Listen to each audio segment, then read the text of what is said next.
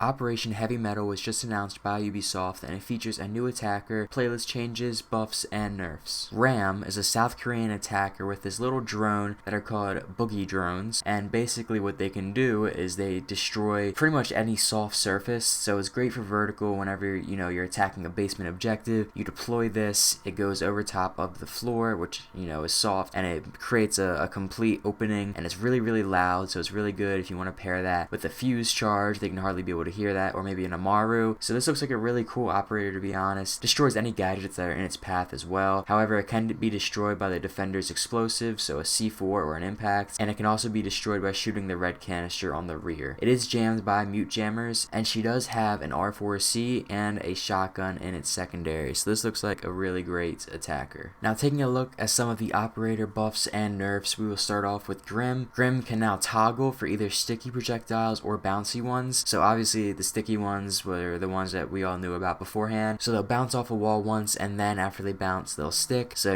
this adds a lot more versatility to Grim. Honestly, Grim's just getting better and better by the season. At this point, not only is he a viable option to play every round in ranked, but he's really, really good. Now with Fuse, he got a little bit of a buff. He can now deploy his cluster charges on deployable and OSA shields. Not sure if this really changes anything, but I guess it's cool. And Frost, I can't really tell if this is a nerf or a buff. It's kind of both. But now when opponents jump into a welcome mat, they can pretty much remove themselves from it, so like a self-revive, which of course is a nerf. However, after they self-revive themselves, they do move slower, they make more noise, and they leave this huge blood trail. So I don't know, this seems like a really huge advantage that it gives to Frost. This effect does wear off after some time, so it's not like it's the rest of the round where you're able to follow this person's blood paths. It's honestly overpowered. You're able to just follow in someone's footsteps the whole entire way. Like, they can't escape you. It's like an all-time jackal almost if you follow the beginning footsteps. Now they are also buffing shotguns. Now with this buff, there's an increased shotgun spread, range, headshot consistency, and damage. This also includes being able to create bigger holes in destructible surfaces, so better rotation holes. However, you have to be hip firing and moving. So this is sort of a concept that was already in the game, so now it's a little bit more of a perk of shotguns. And the final change coming to Operation Heavy Metal are some playlist changes. So there is a new game mode. It's called Weapon Roulette. At first, hearing that, I thought it was just gun game like from Call of Duty, and they were just trying to find some other term for it. However, it is different. So basically, you get put into teams, right? So it's not every man for themselves, and everyone gets a new random weapon at the same time. So everyone gets the same random weapon, and it changes at the same time. So it's not like you'll be in the middle of a gunfight with someone, and then,